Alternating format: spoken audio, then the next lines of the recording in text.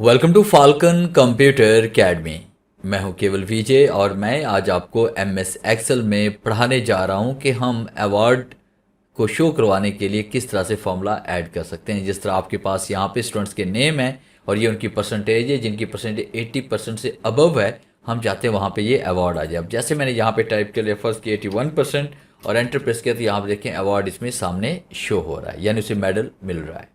तो ये हम किस तरह से क्रिएट करेंगे आज हम इस फॉर्मूले में सीखने वाले हैं। लेक्चर स्टार्ट करने से पहले हमेशा की तरह यही कहूँगा कि अगर आज की इस वीडियो से कुछ आप सीख पाएँ, कुछ आप न्यू लर्न कर पाएँ तो इस वीडियो को लाइक ज़रूर कर दीजिएगा। तो स्टार्ट करते हैं आज का लेक्चर। सबसे पहले आपने इस तरह से डाटा राइट कर लेना है और उसके बाद आपने इज इक्वल टू राइट करना है।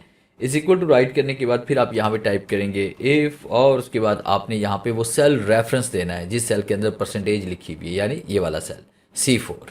और उसके बाद ग्रेटर देन बड़ी हो जाए किससे बोला 80% से, तो यहाँ पे हम 80% कर लेते हैं। और उसके बाद फिर आपने क्या करना है, यहाँ पे कॉमा टाइप करेंगे, साथ में परसेंटेज का साइन आपने लाजमन देना है। फिर इसके बाद यहाँ पे हम टाइप करेंगे यूनिक कैरेक्टर का फॉर्मूला, जैसे UNCHAR हम टाइप करेंगे। और उसके बाद यहाँ पे हम नंबर्स टाइप करेंगे। यहाँ पे देखिए नंबर्स हमें टाइप करना है 1 2 7 एंड उसके बाद 9 4 2 और उसके ब्रैकेट को क्लोज करेंगे।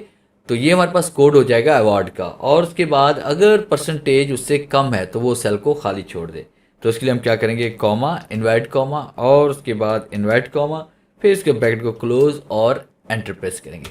अब जैसे हमने एंटर प्रेस किया तो देखिए यहाँ पे इसमें अवार्ड आ चुका है। अब उसको जैसे हम इसको ड्रैग करेंगे तो ये देखिए हमारे पास यहाँ पे ये शो हो रहा है।